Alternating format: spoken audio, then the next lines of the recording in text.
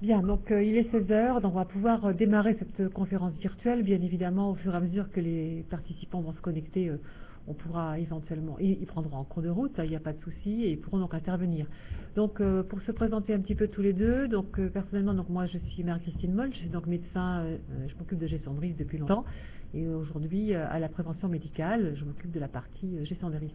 Donc je ne suis pas toute seule pour vous parler de ce thème sur la simulation en santé. Donc je suis accompagnée par le professeur Jean-Claude Henry qui va se présenter. Bien, bonjour à tous. Jean-Claude Henry, moi je suis anesthésiste réanimateur et pédiatre.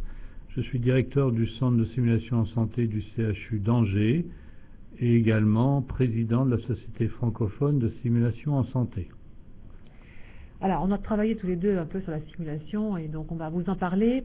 Donc je pense que la première chose peut-être à évoquer avec vous, c'est de donner un petit peu, pour ceux qui ne connaîtraient pas et qui viennent un peu pour découvrir, donner une définition de la simulation en santé. Donc je pense que Jean-Claude, peut-être vous pourriez nous donner cette définition. Oui, cette définition date déjà de 2009, vous voyez, ça déjà de quelques années. Elle a l'intérêt d'avoir été rédigée par des professionnels de santé et des politiques. Et c'est là son intérêt, c'est la définition qu'on avait retenue dans le rapport de la Haute Autorité de Santé. Et oui, les mots-clés sont soulignés en gras, j'espère que vous les voyez bien. Vous voyez, ça correspond, cette simulation, c'est une méthode pédagogique qui utilise soit des matériels, et on pense souvent aux mannequins quand on parle de la simulation, soit des acteurs ou patients standardisés, on en reparlera un petit peu tout à l'heure, et soit la réalité virtuelle qui est une partie de la simulation numérique. En fait, donc il y a trois grands secteurs de simulation, si je peux le dire, et la simulation permet de reproduire des situations, vous voyez, des environnements de soins, et surtout l'intérêt, toujours en gras, vous voyez, c'est des procédures diagnostiques ou thérapeutiques, des processus, c'est l'intérêt de cette simulation, surtout aussi d'apprendre à travailler en équipe. Et le mot équipe là est essentiel, car travailler en équipe aujourd'hui est absolument incontournable. Mais on en reparlera tout à l'heure. Alors, on avait développé un slogan sur cette simulation en santé. Oui, enfin cet aphorisme, jamais la première fois sur le patient, qu'on a eu d'ailleurs un peu de mal à faire admettre par la Haute Autorité de Santé, parce que c'est pas leur habitude de mettre des aphorismes dans leurs documents, mais c'est une réalité. C'est une réalité parce que je crois qu'aujourd'hui, et on le redira en partie tout à l'heure, l'aspect éthique de la simulation est fondamental. Et aujourd'hui, faire un premier geste, une première annonce sans avoir l'expérience chez un patient, ça n'est pas normal. Et ça, il faut à tout prix que cet aphorisme reste dans la tête de tous les professionnels de santé. Alors justement, on est là pour parler un peu de risque et de prévention du risque. Donc, il est important de comprendre pourquoi on parle de simulation en matière de gestion des risques. Donc, je voulais vous rapporter un petit peu quelques éléments pour essayer finalement de contextualiser cette simulation en santé et savoir en quoi elle peut être efficace en matière de gestion des risques. Donc, en tant que gestionnaire de risque, on a quand même des éléments qui nous permettent de dire que finalement, les événements iatrogènes dans les soins sont assez nombreux, puisque il y a quand même des enquêtes qui ont été menées, notamment en 2004 et en 2009, ces enquêtes s'appellent les enquêtes ENEIS, Enquête nationale sur les événements indésirables associés aux soins. Ces enquêtes ont été menées de façon très rigoureuse par l'adresse et ont porté sur l'ensemble des établissements de santé de France, quelle que soit leur taille et leur statut. Et au bout de ces enquêtes, on s'est aperçu quand même que les événements iatrogènes, il y en avait quand même beaucoup, puisque en gros, le slogan, la moyenne, c'est un événement indésirable grave tous les 5 jours dans une unité de 30 lits. Ça, c'est pour la médecine. C'est plus élevé en chirurgie, puisque c'est 1 tous les 3 jours. Et 20% des causes d'hospitalisation dans les établissements de santé sont liées à des événements iatrogènes qui ont lieu en ville.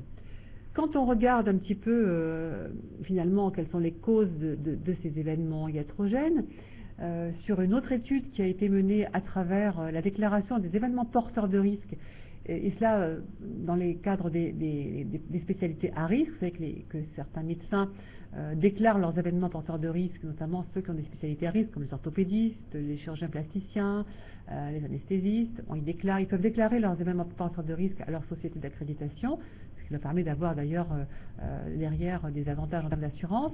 Mais ces bases de données ont été explorées, et quand on regarde un petit peu ce qui ressort des causes de ces événements porteurs de risques, donc ce sont des presque accidents, des événements où on a failli avoir une catastrophe, mais finalement où on a réussi à en réchapper, on s'aperçoit que globalement, les causes qui génèrent ces événements indésirables ne sont pas tellement des causes liées aux compétences des individus, mais plus à des problématiques d'équipe. Donc ça, c'est un petit peu ce qui ressort de cette première enquête. Et quand on va un peu plus loin dans les causes qui sont liées à l'équipe, à ce moment-là, on s'aperçoit qu'on trouve majoritairement des causes qui sont liées à la communication entre les professionnels ou entre les professionnels et le patient, des causes qui sont liées à la communication orale ou à la communication écrite dans la transmission des informations. Il y a des causes qui sont liées à la répartition des tâches, c'est-à-dire que les gens ne sont pas forcément au clair sur qui doit faire quoi, avec des tâches qui ne sont pas réalisées ou d'autres qui sont réalisées plusieurs fois. Il y a aussi des causes qui sont liées dans l'équipe à la transmission des alertes. Autrement dit, quand on détecte quelque chose qui n'est pas tout à fait normal, est-ce qu'on va le signaler assez rapidement, ce qui va éviter soit que l'accident se constitue ou ce qui va permettre de récupérer assez tôt l'événement pour qu'il n'y ait pas de conséquences graves sur le patient. Donc l'alerte, et puis est-ce qu'on va être capable aussi d'appeler à l'aide si on a besoin d'un renfort en termes de compétences, de connaissances ou de sécurité. Donc vous voyez toutes ces causes qui sont liées à l'équipe, et puis bien évidemment des causes qui sont liées à la communication avec les patients. Et on sait très bien que par exemple quand il y a des plaintes ou des recours, souvent c'est pas tant l'événement qui va générer la plainte, mais plutôt le fait que le patient ou sa famille n'a pas bénéficié d'une information suffisante sur ce qui se passait et où la confiance finalement est un petit peu dégradée avec les professionnels de santé. Donc ces éléments-là sont intéressants, et on verra que la simulation va permettre d'entraîner les équipes à faire face à ces situations qui sont non pas du ressort de la compétence technique, mais plutôt de la compétence non technique. Donc voilà, donc les causes qui vont générer des événements iatrogènes, elles reposent plutôt sur les compétences non techniques. Une question. La communication est-elle un facteur essentiel? Avez-vous des exemples? Alors oui, donc une question auquel on peut répondre tout de suite. Oui, en effet, la communication est souvent en cause dans les événements indésirables graves, dans les causes des événements indésirables graves. Par exemple, on peut avoir des gens qui vont se passer de l'information, mais pas d'information suffisamment pertinente, donc, ou alors la communication est une communication non verbale, on va considérer qu'une information a été donnée, or elle ne l'aura pas été, et donc c'est tout ce qui tourne autour des communications dites sécurisées qui vont rentrer en ligne de compte. Et par exemple, la Haute Autorité de Santé a développé des formations qui s'appellent SAED, donc avec un acronyme qui veut dire SAED, ou qui veut dire situation, antécédents, évaluation et demande, et où on peut s'entraîner, et ça on peut tout à fait le faire en simulation, on peut s'entraîner à donner la bonne information, l'information pertinente, et s'assurer que cette information est bien reçue. Alors, juste pour dire, et là j'insiste beaucoup sur ce fait, les défauts de communication entre professionnels de santé et avec les patients sont très importants au quotidien. Et ça se retrouve aussi dans tous les métiers à risque, vous savez, en aéronautique, dans d'autres métiers. Et il nous faut à tout prix travailler sur cette question. Il faut absolument améliorer la communication entre professionnels de santé et avec les patients. Donc voilà, donc ces problèmes de communication, on a des méthodes pour améliorer une communication plus sécurisée, et aussi bien pour la communication orale entre les professionnels, mais aussi la communication écrite pour le transfert des informations de professionnels de santé à professionnels de santé, et aussi évidemment avec les médecins traitants en ville. Donc tous ces éléments-là sont des choses qui génèrent beaucoup d'événements indésirables. Donc si on poursuit un petit peu sur cette problématique de risque, du coup, finalement, qu'est-ce que la simulation va finalement poursuivre comme objectif pour améliorer un petit peu les risques? Alors, excusez-moi. Voilà. Donc les objectifs de la simulation, vous avez plusieurs natures d'objectifs. D'abord, vous avez des objectifs pédagogiques, et ça, le professeur Grandry vous en parlera dans le détail. Bien évidemment, quand on recrée un environnement qui est proche de la réalité, on va pouvoir apprendre aux personnes qui utilisent la simulation on leur donner des connaissances, connaissances théoriques bien sûr. On peut aussi apprendre à des étudiants à faire des actes techniques, par exemple faire une fonction lombaire, on peut l'apprendre tout à fait aujourd'hui en simulation, et on va vous montrer dans un instant des exemples de ces compétences techniques qu'on peut acquérir en simulation. On peut aussi évaluer l'acquisition et l'amélioration des connaissances, c'est-à-dire qu'on peut, avec des séquences successives, voir comment évolue la connaissance et la compréhension de certaines techniques. Plus intéressant, et c'est vraiment là-dessus que l'on veut mettre l'accent, au-delà de ces compétences techniques qu'on peut acquérir en simulation, des choses qui existent déjà depuis longtemps. Par exemple, dans les écoles d'infirmières, on apprend depuis longtemps à faire ou faire un prélèvement de sang sur des mannequins, sur des morceaux de mannequins. Plus intéressant, ça va être surtout, et ça on vous l'a déjà dit dans la définition, ça va plutôt être les objectifs psychologiques entre guillemets qui sont visés, et notamment l'acquisition de compétences non techniques. Et là, on va apprendre aux gens à travailler ensemble, à leur apprendre à travailler en équipe. Très souvent, quand on apprend, quand on étudie à l'université, chacun apprend dans son coin. Les médecins apprennent à la fac de médecine, les étudiants en soins infirmiers dans les IFSI. Et c'est rare qu'on se retrouve tous ensemble pour apprendre à travailler en équipe, et puis un jour on se retrouve à travailler en équipe justement. Donc la simulation est son apport en matière de gestion des risques. On a vu que les causes sont vraiment liées au savoir à travailler ensemble. Cette simulation va permettre d'apprendre ce travail en équipe, et c'est vraiment là le point fort. Donc on va apprendre des comportements sécuritaires, on va apprendre des coopérations entre les uns et les autres, on va apprendre à gérer les situations de crise médicale ou paramédicale, et on va donc aborder petit à petit les notions de résilience, c'est-à-dire la capacité à faire face et à s'adapter à une situation de crise. Bien évidemment, dans la gestion des risques, on est aussi confronté à des problèmes éthiques et des problèmes de la qualité de la sécurité des soins. Et typiquement, quand on va mettre en place des démarches en simulation, on va aborder ces problématiques éthiques, mais on va vous en parler un petit peu plus longuement ensuite. Alors, si on regarde les impacts un petit peu plus pédagogiques, dans les différentes méthodes pédagogiques finalement, on retrouve classiquement cette échelle. Aujourd'hui, on vous parle en direct, on va vous apporter de la formation orale, on vous fait une sorte de cours en fait. Vous voyez que si dans 15 jours on évalue un petit peu ce que vous avez retenu de notre exposé, et vous verrez qu'en communication orale, en nous écoutant, dans 15 jours peut-être n'aurez-vous retenu que 7% de ce que nous avons dit. C'est un peu embêtant, mais c'est un fait. Si on avance sur des méthodes qui sont plus interactives, plus expérientielles, eh bien on s'aperçoit que la connaissance, l'impact de la connaissance va être beaucoup plus durable. Et quand on regarde finalement la simulation, eh bien vous voyez qu'on se trouve vraiment dans un niveau d'impact qui va être beaucoup plus élevé. On est à 75%, et c'est un petit peu le taux que l'on retrouve quand on apprend en situation. C'est finalement quand on a vécu une expérience, eh bien, dans le réel, on en retient 75% pour l'expérience suivante. Eh bien, en simulation, on est très proche de ça, et c'est pour ça que c'est une méthode pédagogique qui a vraiment une efficacité importante, à la fois dans l'apprentissage des connaissances, mais bien évidemment dans la partie apprentissage des compétences et des comportements. Voilà, donc, poser un petit peu ce décor sur la gestion des risques, l'importance des événements indésirables graves dans les établissements de santé et dans les pratiques cliniques, l'impact aussi que peut avoir l'apprentissage en simulation. Ce qui est intéressant maintenant de vous expliquer, c'est un petit peu finalement comment ça se passe la simulation, quelles sont les différentes méthodes qu'on a à notre disposition aujourd'hui. Et donc ça, Jean-Claude Ganré va vous en parler un peu plus dans le détail. Bien, eh bien écoutez, oui. Ça rejoint un petit peu ce dont je vous parlais dans les définitions tout à l'heure. On passe à la suivante. Voilà, les différentes méthodes, la suivante.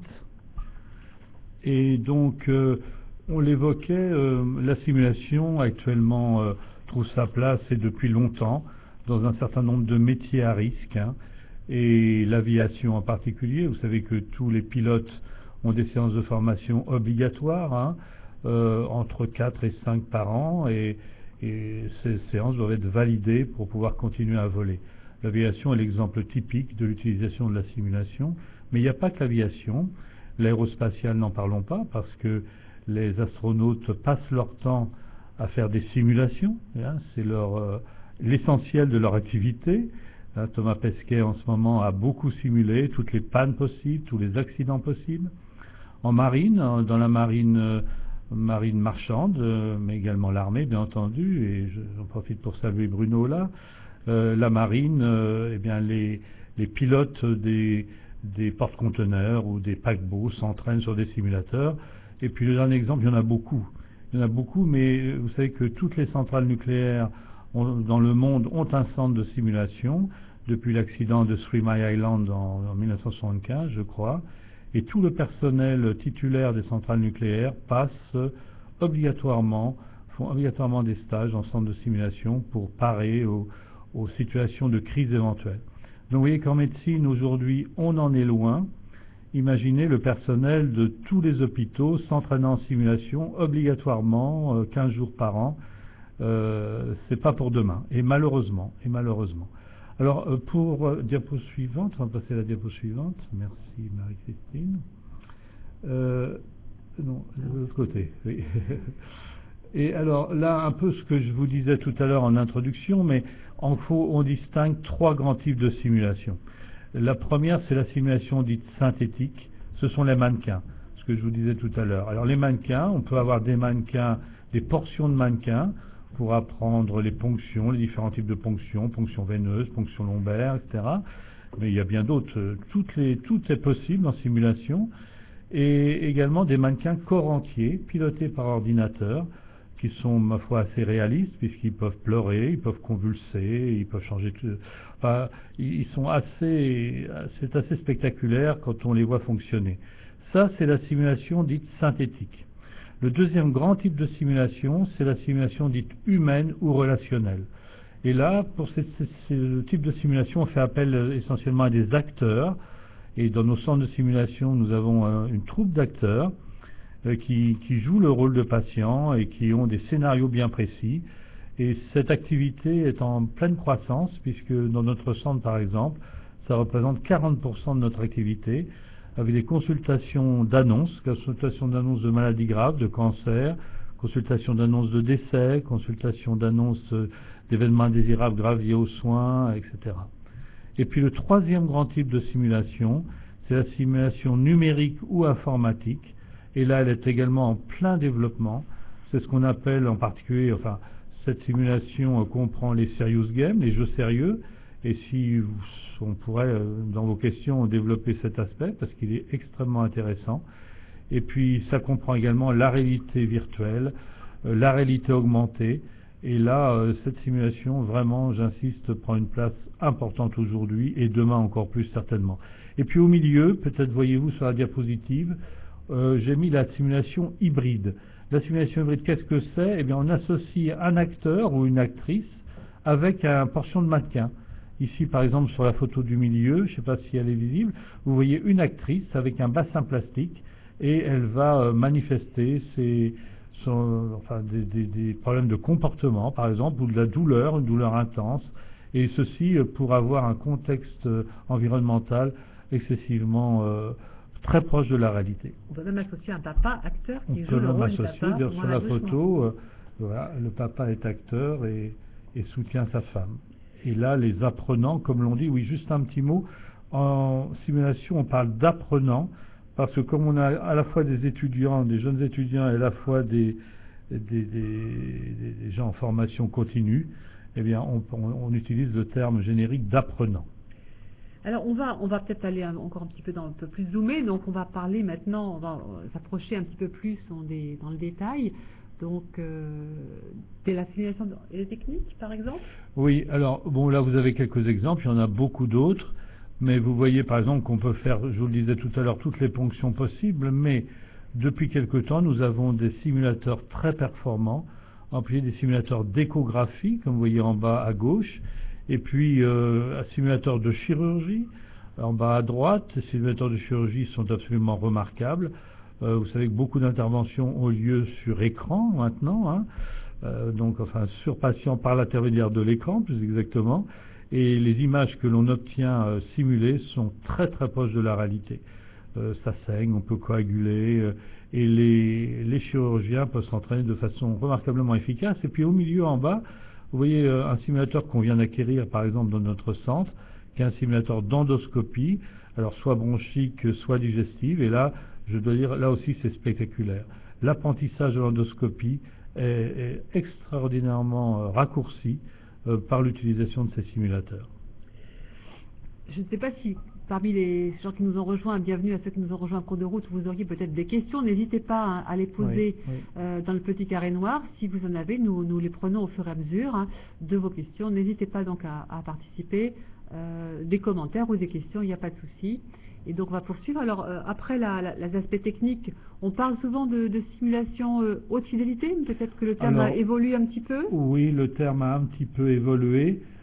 Aujourd'hui, lorsqu'on utilise des mannequins, on utilise le terme de mannequin haute fidélité parce que c'est une concentration un peu d'informatique, si vous voulez, de logiciel, et très efficace puisque ces mannequins corps entier, je vous le disais, peuvent parler, peuvent pleurer, et c'est spectaculaire. Et au départ, les apprenants, lorsqu'ils arrivent dans le centre, au départ, lorsque le mannequin n'est pas activé, prennent ça un peu pour des poupées, mais lorsqu'elles sont mises en route, alors évidemment, là, le comportement change du tout au tout. Et en bas, par exemple, vous avez en bas à droite un mannequin robot créé par une équipe japonaise qui est capable, en chirurgie dentaire, de dire vous me faites mal, arrêtez, endormez-moi, enfin, etc. Et c'est d'un réalisme tout à fait incroyable. Donc vous êtes en train de dire que finalement cette simulation peut aussi servir dans toutes les professions médicales et paramédicales, parce que là sur l'écran on voit bien, donc il y a effectivement des chirurgiens dentistes qui s'exercent sur un mannequin japonais, donc assez haute performance. On a aussi un bloc opératoire reconstitué, donc pour des chirurgies, des chirurgiens, des médecins anesthésistes. Mais aussi en bas à gauche, on voit aussi une simulation vétérinaire. Je crois que les vétérinaires aussi utilisent la simulation. Écoutez, tous les professionnels de santé aujourd'hui sont concernés par la simulation. Vous avez cité en effet les chirurgiens dentistes, les vétérinaires également bien sûr, les kinésithérapeutes, enfin je ne vais pas citer toutes les professions, mais également les professionnels du médico-social, puisque pour les professionnels de santé qui travaillent à domicile ou les aides à domicile, la formation par simulation peut également être très utile. Et on rejoint là ce que vous évoquiez tout à l'heure, Marie-Christine, le travail en équipe. Il faut aujourd'hui à tout prix apprendre à travailler en équipe. Est-ce que dans le cadre, par exemple, de la médecine de ville ou du cabinet médical, on peut aussi imaginer que demain, les médecins de ville se mettent à la simulation? Bien entendu, certains s'y sont déjà mis. Et puis j'ai oublié, dans la présidence de santé, ils me le pardonneront sans doute, les pharmaciens. J'étais encore hier soir avec un groupe de pharmaciens. Vous savez que les pharmaciens sont autorisés maintenant à vacciner contre la grippe. Eh bien, ils demandent des formations et la simulation est un moyen extraordinaire d'apprendre ça. Et les pharmaciens sont très demandeurs, en même temps également que les entretiens, l'éducation thérapeutique. Tout ça peut faire l'objet de programmes de formation par la simulation. Alors on voit sur la diapositive des choses qui sont simulées par des Playmobil, mais c'était juste un petit clin d'œil sur la simulation, mais on voit que ça peut être assez sophistiqué puisqu'on peut travailler sur la simulation en hélicoptère pour les transports sanitaires, la simulation sur les ambulances, et puis, comme vous l'évoquiez aussi, la simulation pour le grand âge, où là on voit en bas à droite des professionnels de santé qui sont handicapés, on va dire, pour les mettre dans une posture où ils auraient 90 ou 80 ans, pour leur faire toucher du doigt un petit peu ce que c'est que la vie dans un corps qui vieillit, et pour leur développer l'empathie vis-à-vis des professionnels de santé, des patients qu'ils vont prendre en charge. Tout à fait. Vous l'avez dit, on peut avoir vraiment un panel assez incroyable de formation par la simulation, et tout le monde est aujourd'hui concerné. Le seul problème, on va le redire certainement, c'est que il faut du monde pour former par la simulation. Mais on va en dire un mot plus tard, un petit peu plus tard. Donc on vous a bien, j'espère qu'on a été à peu près clair sur l'apport de la simulation en gestion de risque et sur finalement les différentes professions auxquelles ça s'adresse, les différents moyens et les méthodes pédagogiques pour cela. Mais alors en fait, ce qui est intéressant de voir maintenant, c'est comment finalement se déroule cette séance de simulation au quotidien, dans les centres de simulation et dans les structures. Donc comment est-ce que ça fonctionne, donc la simulation? Eh bien écoutez, là vous avez sur le schéma, vous voyez les différentes étapes d'une séance de simulation. Ceci est schématique, Mais il faut toujours commencer une séance de simulation, vous voyez, par un briefing. Le briefing nous vient des militaires également, n'est-ce pas Bruno? Le briefing consiste à mettre les apprenants dans un contexte favorable en leur expliquant bien ce qui va se passer. Souvent le contexte est le même que celui de l'endroit où ils travaillent, parce que, on le redira peut-être, mais la simulation peut se faire en centre de simulation, mais également elle peut se faire in situ, c'est-à-dire dans les établissements où les professionnels travaillent. Et là, ils sont dans leur environnement de travail, donc c'est tout à fait réaliste. Mais le briefing est essentiel. Il faut mettre les apprenants en confiance, absolument. Le deuxième temps, pour aller vite, ah oui, là, il y a une question. Je finis peut-être là, et puis ou alors on peut peut-être. Écoutez, je vais finir là, et puis on répond à la question de Bruno et puis de Mme Clerval après.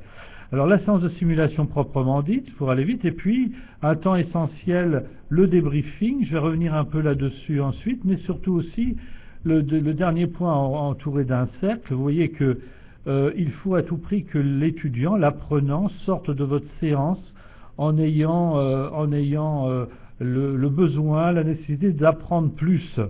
Je dis toujours qu'on a réussi une séance de simulation quand votre apprenant sort de là en disant ça, il faut que je travaille ça, quoi. Je suis pas assez bon là-dedans. Là, si c'est ça, vous avez réussi. C'est vraiment quelque chose d'essentiel. Il faut à tout prix, je répète, que vos apprenants sortent de la séance en ayant conscience de ce qu'ils ont bien fait, de ce qu'ils ont moins bien fait. Alors, je vais commencer par la question d'en dessous, voir un peu plus sur le débriefing, et on peut passer peut-être à la diapo suivante, parce qu'on avait plus ou moins prévu cette question. Vous voyez que le débriefing, c'est d'abord l'auto-évaluation. Il faut apprendre aux étudiants et aux apprenants à s'auto-évaluer. Et ça n'est pas toujours fait malheureusement, même dans la vie de tous les jours. Il faut qu'on soit capable de se dire, bah là on n'est pas bon, là on est bon, et là il faut que je travaille ça. Et dans ce débriefing avec les apprenants, on va comparer en fait leur performance entre guillemets avec les standards, avec ce qui aurait dû être fait. C'est ça aussi donc le contexte du débriefing, et on explique les raisons des différences observées. Imaginons par exemple un apprenant qui va faire un geste non adapté. Eh bien, pourquoi a-t-il fait comme ça? Pourquoi n'a-t-il pas fait ça dans les règles? Est-ce qu'il manque de connaissances? Est-ce qu'il manque de compétences? Est-ce qu'aujourd'hui il n'est pas en forme, etc. Et ça, il faut qu'on fasse comprendre ça. Et c'est à partir du moment où ils prennent conscience de ça, qu'ils s'auto-évaluent, je veux dire, on a réalisé ce qu'on voulait faire. Et puis après, contextualiser leurs connaissances, c'est-à-dire qu'il faut qu'ils transfèrent ça dans la réalité. Et on demande souvent aux apprenants, bon, si demain la situation que tu viens de vivre en simulation t'arrive, qu'est-ce que tu fais? Est-ce que tu fais la même chose? Est-ce que tu vas faire différemment, etc. Et puis, un dernier élément avant de répondre à la question de M. Debien, il faut toujours, mais ça je vous l'ai dit, mais je le répète, il faut des nouveaux objectifs d'apprentissage. Quand on a appris quelque chose, il faut aller plus loin. Mais il faut être sûr que l'étape qu'on vient de passer, elle est retenue et elle est bien retenue.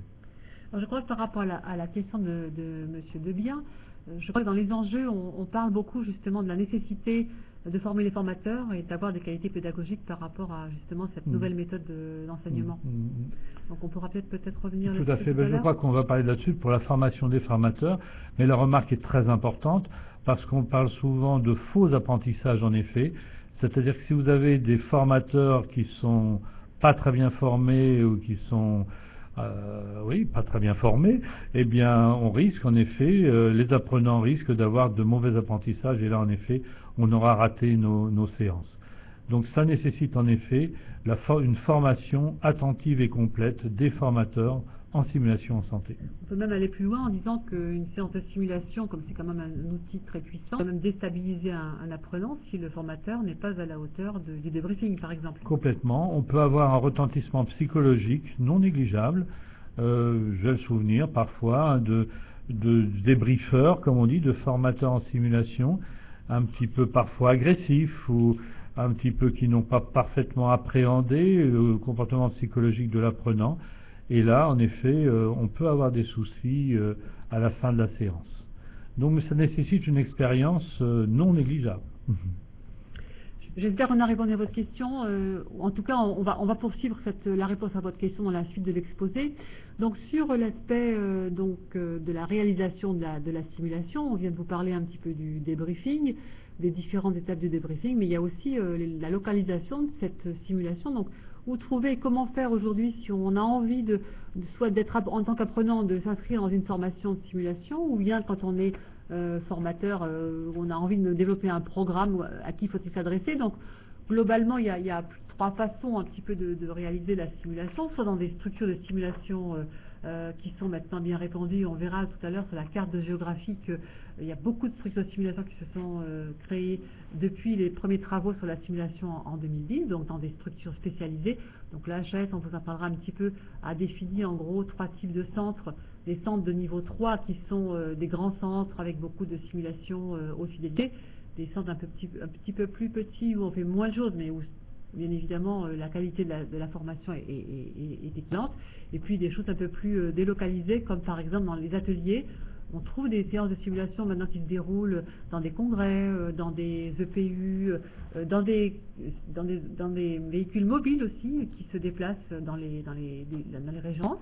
Où on peut faire des séances de simulation en véhicule, et puis des simulations qui sont in situ, c'est-à-dire dans les véritables locaux de travail des apprenants, et là c'est vraiment très bien, puisque on est dans son propre environnement de travail et on peut s'entraîner avec son propre environnement de travail. Alors, évidemment, il y a des contraintes pour cela, mais c'est les trois façons aujourd'hui de réaliser de la simulation. Alors je vous disais que la simulation s'est quand même beaucoup développée depuis 2010, puisque les premiers rapports sont sortis en 2010-2012. Donc ça, c'est un extrait finalement des nombreuses structures de simulation qui existent aujourd'hui en France. Donc il y en a plus de 80 et ça continue de se développer. Donc je pense que la carte n'est peut-être pas tout à fait complètement exhaustive. Donc peut-être nous dire un mot sur la Sofracis, qui est la Société francophone Alors de simulation juste un petit mot pour dire, Marie-Christine Moll parle de la France, mais vous le savez sans doute, à l'étranger, en particulier en Amérique du Nord, la simulation est développée depuis plus de 20 ans. Mais nous rattrapons actuellement notre retard. Actuellement, nous rattrapons notre retard en particulier grâce au soutien des institutions nationales. Et là, on est ravis parce que, vous le savez certainement, la Haute Autorité de Santé et le ministère de la Santé nous ont beaucoup soutenus et nous soutiennent encore. Et c'est à leur demande qu'a été créée il y a 2 ans maintenant la Société francophone de simulation en santé, simplement parce qu'ils avaient beaucoup de demandes, directes si je puis dire, donc ils voulaient un interlocuteur, j'allais dire officiel. Et donc la Société francophone de simulation en santé, jeune société, je vous invite à vous y inscrire si vous ne l'êtes pas déjà, donne un certain nombre d'éléments pratiques, et puis vous pouvez discuter avec des experts si vous le souhaitez. Donc venez nous rejoindre, et en particulier, je fais juste une parenthèse, il y a le congrès francophone de simulation en santé a lieu en juin à Paris. Si ça vous intéresse, on pourra vous transmettre les aspects pratiques. Ça sera de toute façon sur le site de la société francophone, la Sofracis. Merci pour l'information sur la Sofracis. Alors on est aussi partie prenante, puisqu'on s'intéresse beaucoup à la simulation de la Sofracis. Justement, on parle donc de l'apport de la HAS dans le développement de la simulation en santé. Donc il y a vraiment eu des enjeux qui ont été perçus au niveau national pour cette démarche de simulation, et donc je pense que ce serait intéressant que justement vous nous évoquiez ça sous ces enjeux qui sont finalement très importants et qui nous ont quand même bien aidé à développer la simulation en France aujourd'hui. Donc la première chose, et puis après je vous laisse la parole, c'est que donc, nous avons mené depuis 2010 des travaux au niveau national. Je dis nous parce qu'on était tous les deux embarqués dans ces projets. La première chose qui a été vraiment le starter de la démarche, je pense, au niveau français, ça a été ce rapport d'émission que la HAS m'a confié, où nous avons fait un état des lieux de la simulation en France et à l'étranger, dans l'univers de la santé, mais aussi à l'extérieur de l'univers de la santé. Ça a été vraiment la première pierre, et puis se sont succédés ensuite des travaux de bonne pratique, la HAS étant producteur de travaux de bonne pratique. Donc il y a eu un travail qui a été mené sur les bonnes pratiques dans un guide de bonne pratique sur les structures de simulation en santé. Bien évidemment, la HAS aime beaucoup les évaluations. Donc, derrière est sorti un guide sur l'évaluation des structures de simulation Ça permet aussi d'évaluer les programmes de simulation. Et puis, et ça nous intéresse vraiment puisqu'on est sur la gestion des risques. Aujourd'hui, la HAS nous a confié, enfin m'a confié, moi en particulier, le pilotage d'une mission sur la gestion des risques, l'utilisation des événements indésirables graves pour alimenter des programmes de formation en simulation. Donc ce travail continue et va continuer à induire des dynamiques nationales. Donc ce serait bien qu'on évoque un petit peu ces différents enjeux qui sont nombreux et qui sont importants et qui ont été repris par les instances nationales. Tout à fait. Alors, le premier enjeu qui est indiscutable, et je dirais s'il n'y en a qu'un à retenir, c'est celui-là, c'est l'enjeu éthique. L'enjeu éthique, il est absolument prioritaire, c'est-à-dire, encore une fois, tous les professionnels de santé doivent s'entraîner avant de pratiquer des gestes agressifs ou des paroles agressives chez les patients. Et aujourd'hui, il est absolument insupportable, je veux dire intolérable, et moi, ça me rend à chaque fois... ça m'irrite profondément de voir des gestes qui sont réalisés par des gens qui n'ont pas appris ou qui n'ont même pas vu faire le geste une fois. Et ça, je crois qu'on doit se battre au quotidien pour éviter ça. Alors on me dit toujours oui, mais on n'a pas le temps, ou on n'a pas le temps, ou le chef m'a dit de le faire, etc. Non, ça fait partie des... Alors j'insiste beaucoup sur ce fait parce que en médecine, il y a des choses intolérables, une mort évitable, eh bien, on doit tout faire pour que ça ne ressurgisse pas. Et donc aujourd'hui, cet aspect éthique, encore une fois, il faut à tout prix vraiment influencer et convaincre nos jeunes professionnels en particulier que cet aspect éthique est prioritaire. Alors, je suis un peu long, pardonnez-moi, mais je trouve que c'est vraiment essentiel. Le deuxième enjeu de la simulation, il est pédagogique. Il est pédagogique parce que aujourd'hui encore, vous voyez, nos jeunes générations ont beaucoup de mal à supporter les cours en amphi, par exemple. Vous voyez, quand vous avez 400 étudiants en amphi, que le prof passe ses diapos, là, la moitié n'écoute pas, regarde leur écran, etc. Donc ça, on le sait, et bien sûr, l'apprentissage des connaissances c'est indispensable. Mais en ce qui concerne les compétences, il faut absolument que cela se fasse par simulation.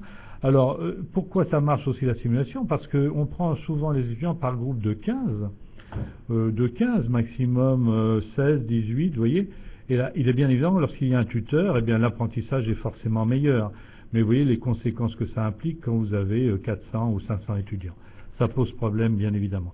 Mais ces enjeux pédagogiques sont tout de même majeurs, parce que demain, je pense qu'on ne pourra pas continuer à faire des cours en amphi avec un diaporama pendant 1 heure, 2 heures, etc. Ça, je dirais qu'il faut parfaitement être conscient que ça doit évoluer. Et en plus, aujourd'hui, on parle de génération Y, mais demain, ça sera la génération Z, avec des enfants qui ont commencé à taper sur les claviers vers l'âge de 4-5 ans.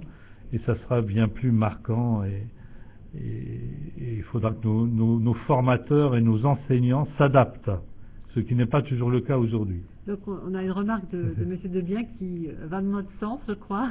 Oui, alors merci M. Debien.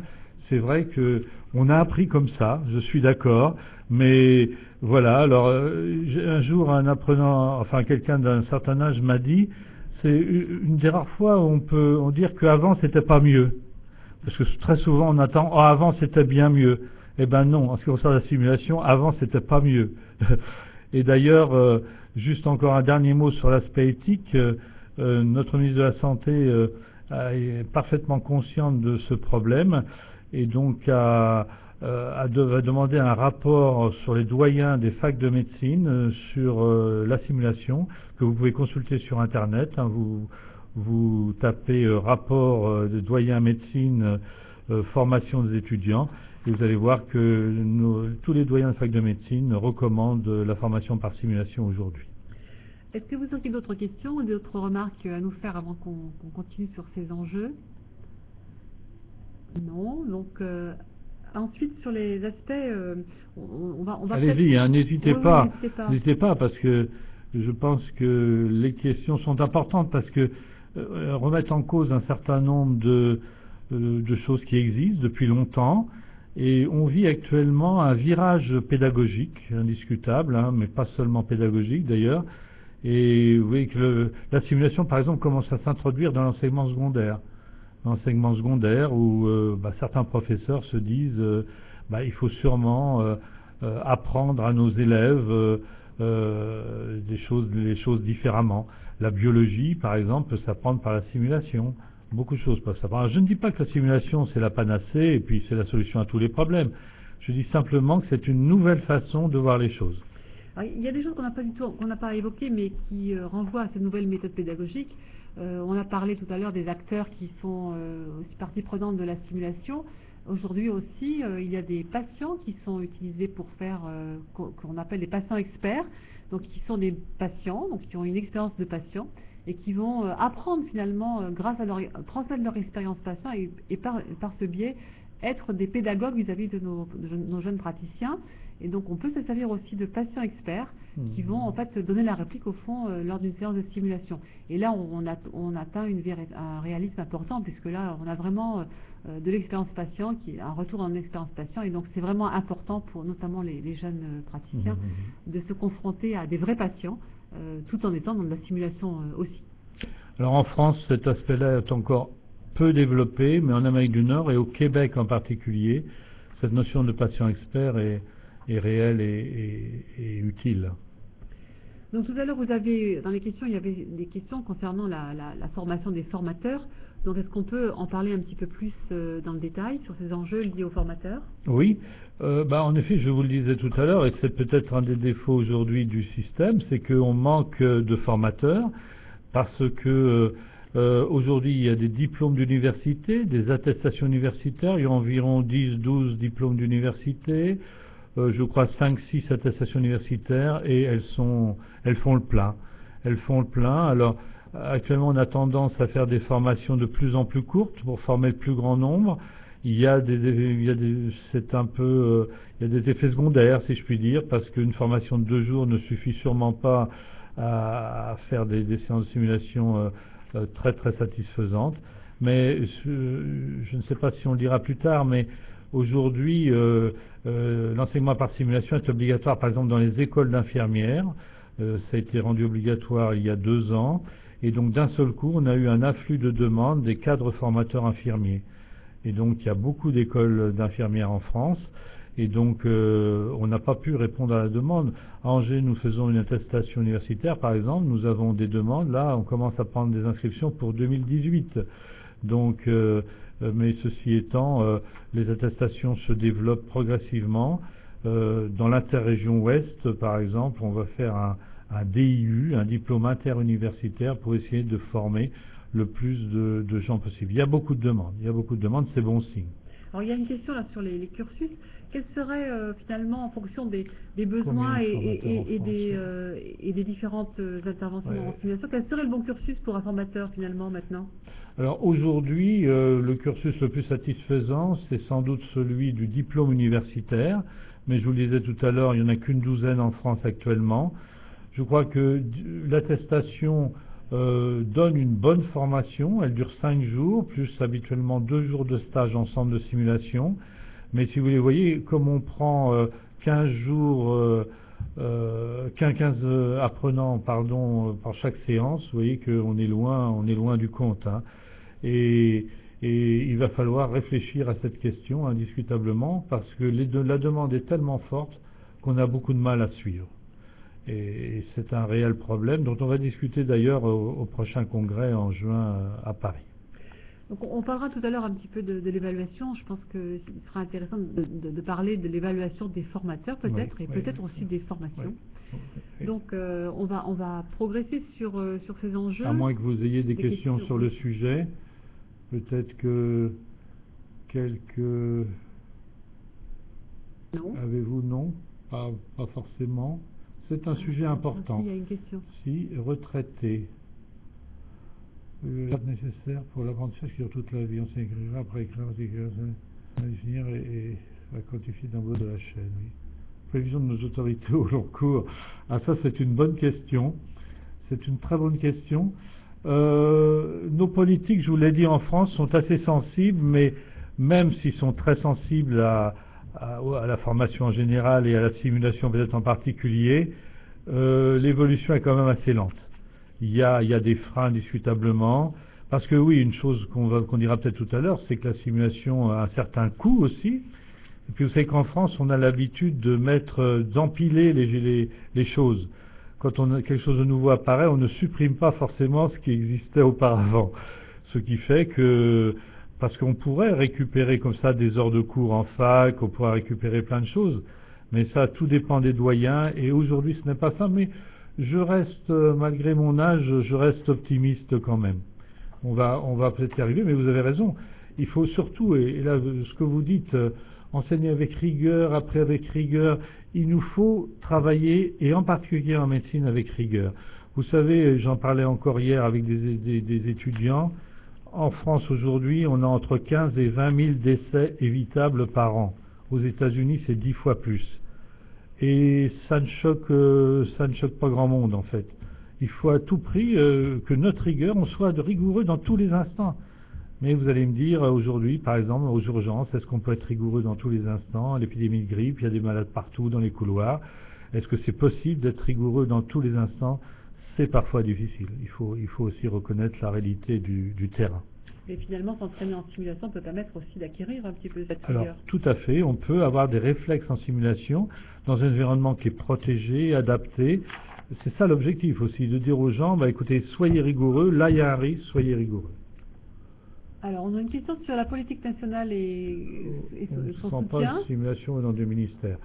Bon, alors écoutez, oui, votre question est intéressante. Après, je ne sais pas certains ou certaines d'entre vous se souviennent peut-être de l'histoire des touchés pelviens, touchés pelviens qui ont défrayé un peu la chronique il y a maintenant 2 ans à peu près. Notre ministre avait dit à l'époque qu'on va augmenter le financement dédié à la simulation, parce que il faut savoir que depuis 2013, il y a une somme de 8,2 millions d'euros allouée à la simulation en santé en France. Et elle est reconduite d'année en année, et depuis cette histoire médiatisée, notre ministre avait dit que cette somme serait augmentée à plus de 10 millions. Mais bon, pour l'instant, il y a les élections bientôt et il faudra attendre sans doute le prochain gouvernement, quel qu'il soit. Mais quel que soit le prochain gouvernement, j'espère qu'il sera sensibilisé à cette question. Enfin, il y a quand même des... Donc la répartition des financements a été faite par les ARS et il y a beaucoup d'ARS qui ont quand même apporté leur soutien aux bien sûr, tout à fait. Alors, je vois une question intéressante aussi. Le programme existe depuis plus de 40 ans, oui. Alors, vous ne croyez pas, justement, comme il existe depuis plus de 40 ans, vous ne pensez pas qu'il faut essayer de changer les choses? Moi, je suis dans le milieu hospitalier depuis 40 ans. J'ai vu beaucoup d'évolutions. Le scanner, par exemple. On a eu un scanner en 79 dans notre hôpital. C'est une révolution. Mais aujourd'hui, la révolution, elle est ailleurs aussi. Elle est numérique. Et par cet intermédiaire-là, alors, il y a des effets secondaires de cette révolution numérique, mais je crois, vous savez, les robots arrivent à l'hôpital, il y a tout un changement de mentalité des jeunes générations, et je crois qu'il faut en profiter. C'est un peu ce que disait M. Debien tout à l'heure, c'est pas parce qu'on fait ça depuis 40 ans qu'il ne faut pas essayer de changer les choses. Alors, on est peut-être un peu optimiste, mais il faut être optimiste. Alors justement, dans les enjeux, les enjeux sécuritaires pour les patients sont importants en matière de simulation. Alors bien sûr, vous l'avez évoqué Marie-Christine tout à l'heure, les mots-clés ici, c'est facteurs humains, travail en équipe. Ça, c'est capital. Et alors, dans les facteurs humains, nous, enfin en tout cas en ce qui nous concerne, on a, et avec Marie-Christine, quand on a fait le premier rapport de la Haute Autorité de Santé, on était frappé par l'industrie nucléaire. L'industrie nucléaire est d'une rigueur, que vous évoquiez tout à l'heure, d'une rigueur vraiment incroyable par rapport à nous, si vous voulez. Si on utilisait les méthodes du nucléaire dans les hôpitaux, on serait très bon, on serait excellent. Et puis, si vous voulez, ils nous ont montré aussi que l'importance des facteurs humains. Et les facteurs humains, alors il y en a un bon nombre, vous l'avez évoqué tout à l'heure, Marie-Christine, mais dans ces facteurs humains-là, il y en a un sur lequel je voudrais insister beaucoup, et ça va peut-être faire plaisir à Madame Baillet, c'est ce qu'on appelle le no-go. Alors no-go anglo-saxon, le no-go, enfin je résume ça par la formule suivante, on sait, on fait, on sait pas, on fait pas. Et ça c'est vrai pour tout, pour la vie de tous les jours aussi. On sait, on fait, on sait pas, on fait pas. Et ça, j'essaie d'imprégner nos étudiants, nos apprenants avec ça. Et j'ajoute, quand on sait pas, on demande. Quand on sait pas, on demande. Alors, en médecine, ça devrait être écrit en lettres d'or, si vous voulez. Le nombre de gens qui font des choses alors qu'ils l'ont pas fait ou mal fait ou ils n'ont pas du tout l'expérience, c'est tous les jours. C'est tous les jours. Donc faut arrêter ça, quoi. Faut arrêter ça. Alors je suis peut-être encore optimiste, sans doute. Alors, on a une question sur en comparaison de nos budgets, quel est le budget alloué par l'aéronautique et l'industrie nucléaire, probablement beaucoup plus que ce qui est alloué en France actuellement. Alors, oui, vous avez parfaitement raison. Alors, par exemple, on dit souvent que dans l'aéronautique, tous les jours sur le terrain, il y a 115% de l'effectif. C'est-à-dire, il y a 100% sur le terrain et 15% en formation.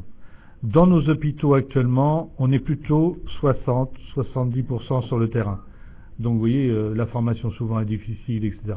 Donc un des problèmes vient de là, bien entendu, bien entendu. Alors pour avancer sur les enjeux, il y a un enjeu qui est aussi important, c'est que bien évidemment, on ne s'improvise pas formateur en simulation, mais il est aussi intéressant d'évaluer en fait ce que l'on fait, alors en termes de formation, de formateur, d'impact. Oui. Alors je veux dire, c'est l'enjeu de demain, ou de ce soir peut-être, parce que ça va arriver très vite. Je parlais du Canada, par exemple, que je connais un petit peu. Eh bien, là-bas, la simulation est partie prenante dans l'évaluation des étudiants pour environ 20-25% des notes. Hein. Et donc, en France, ça va arriver. Les infirmières, les sages-femmes commencent déjà à évaluer leurs étudiants par la simulation. Et nous, on va le faire à terme. Dans certaines facs de médecine vont commencer bientôt. Nous avons déjà commencé à le faire. Et puis également, il y a les apprenants bien entendu qui sont au centre, mais il faut également évaluer les programmes, les formateurs, les équipes et les structures. Alors les structures, pour finir par ça, les structures commencent à être évaluées. Nous avons passé, j'allais dire, à une convention avec la Haute Autorité de Santé et avec Marie-Christine en particulier. On a commencé à évaluer des centres de simulation. On doit en faire 7 ou 8 d'ici la fin de l'année, et pour une labellisation ultérieure éventuelle. Mais surtout, on a commencé aussi à évaluer les programmes, et ça, je peux vous dire que nos étudiants sont performants pour évaluer les programmes et les formateurs. Les débriefings, par exemple, on a des grilles d'évaluation de débriefing, et le formateur sait s'il a bien débriefé, si les gens sont contents, si lui-même est content, etc. Et il nous arrive aujourd'hui, vous voyez, d'avoir des retours négatifs de cette formation, et nous avons été récemment encore, nous avons changé de formateur. Donc c'est pas évident, mais là encore, si vous voulez, si c'était fait plus régulièrement, peut-être avancerait-on un peu plus vite. C'est pas facile, c'est un sujet difficile, vous imaginez bien, mais il faut pas l'occulter, Une question intéressante qui est posée par Bruno Fratini sur la simulation et la certification des établissements de santé. Alors, je pense que, pour l'instant, donc la HAS a confié plutôt à la SOPACIL l'évaluation des structures de simulation.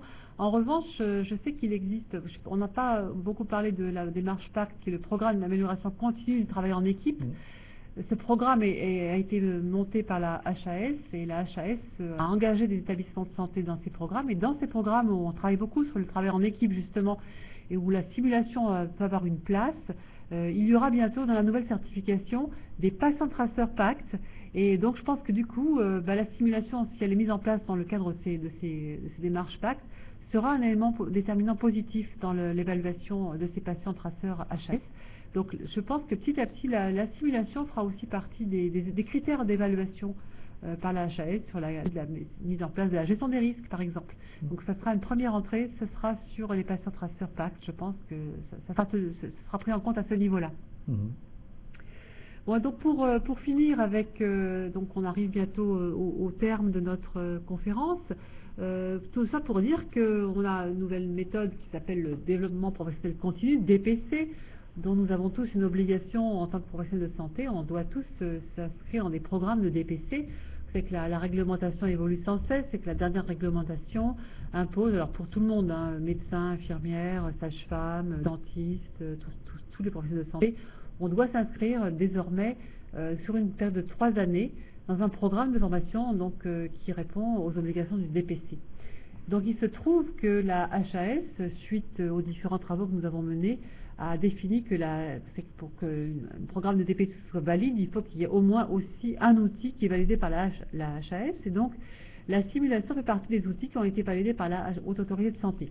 Si bien que si vous vous inscrivez dans un programme de formation par la simulation, eh bien, vous pouvez valider grâce à cela votre obligation de DPC. Alors, soit la simulation est un programme en soi, hein, donc vous validez tout votre programme grâce à cela, ou alors c'est une brique dans un programme où on peut combiner à la fois l'information théorique, de la simulation, de l'expérience, de l'évaluation des pratiques. Donc voilà, c'est un plus. La simulation est donc une formation complète, un outil complet de développement professionnel continu, et donc s'inscrire dans un programme de formation par la simulation permet aux professionnels de santé de valider leur DPC et aux structures de simulation d'offrir des programmes de DPC dans leur offre de formation. Donc c'était un petit peu le point final sur cette simulation, qui est donc vraiment un outil complet et vraiment un tout. Et donc pour terminer, je vais laisser la parole au président de la Sophracim pour nous donner la conclusion sur cette... Peut-être des questions donc, sur le DPC en particulier. On peut toujours poser des questions oui, après la conclusion. Tout à fait. Donc on finit sur une petite conclusion sur tout ça, et puis s'il y a des questions, on les prendra juste après. Alors, si vous voulez, aujourd'hui, je vous l'ai dit tout à l'heure, on vit quand même, on vit un virage. Enfin, c'est mon opinion. On vit un virage pédagogique, un virage numérique. Tout ça s'introduit en santé tout particulièrement, mais tout en gardant, il faut garder cette relation humaine. Et cette simulation arrive, je crois, au bon moment, parce que elle permet, si vous voulez, d'intégrer tout ce qui est nouveauté, tout ce qui est nouveauté pédagogique, tout ce qui est outils numériques, mais elle permet également de conserver cette relation humaine indispensable avec nos patients et entre professionnels de santé. Et donc, vous voyez, l'enjeu éthique dont je vous parlais tout à l'heure est absolument prioritaire. Il faut absolument apprendre et rappeler aux gens que nous faisons un métier à risque, bien entendu, mais un métier aussi qui doit associer la technicité, l'empathie, la communication, etc. Et ça, évidemment, c'est pas facile, parce qu'aujourd'hui, on a tellement de choses à apprendre qu'on ne peut pas tout faire, c'est une réalité. Mais si vous voulez, moi, encore une fois, je suis dans le métier depuis 40 ans maintenant. Eh bien, je veux dire que pourquoi je me suis lancé dans la simulation, parce que je trouve que c'est la méthode que j'ai trouvée depuis quelques années qui répond à un grand nombre de mes interrogations que j'ai pu avoir au cours de mes études. Donc c'est pour ça, et donc écoutez, si vous êtes partie pour dans la simulation, et je crois qu'il y en a quelques-uns parmi vous, à continuer à poursuivre ce chemin, si je puis dire, et puis pour les autres, mettez-vous à la simulation, parce que la simulation a encore plein de portes à ouvrir et plein de choses. Et je terminerai en disant que nous sommes là, nous tous, pour transmettre. Les parents sont là pour transmettre à leurs enfants, les enseignants sont là pour transmettre à leurs élèves. C'est un des objectifs de la vie de transmettre. Et donc la simulation facilite cette transmission, à mon avis.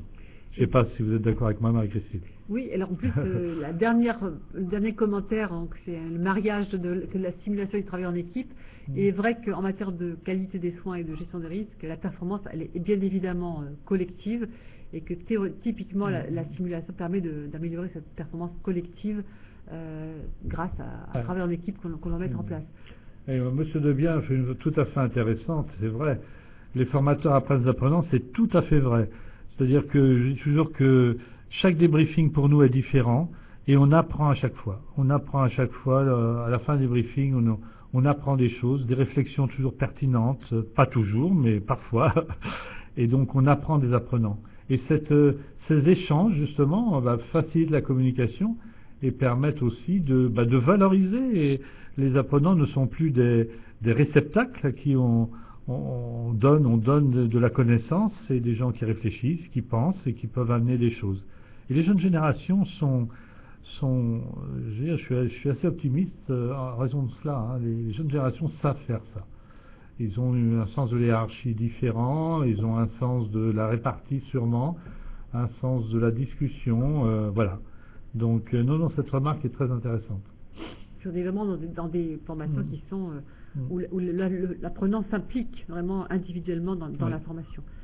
Et écoutez, on arrive au bout de cette heure de conférence virtuelle, donc merci à tous ceux qui ont participé. S'il y a encore des questions, évidemment, on peut encore en prendre quelques-unes. Sinon, je vous proposerai si vous souhaitez revoir cette conférence, elle sera mise à disposition sur le site de la prévention médicale, donc vous pouvez la revoir en différé ou la conseiller à d'autres personnes de votre entourage. Et puis sinon, on vous donne rendez-vous pour la prochaine, qui sera, je pense, qui se déroulera en mars, et dont vous aurez toutes les informations sur le site bientôt. On vous remercie à tous, et on vous dit à très bientôt. Merci, au revoir.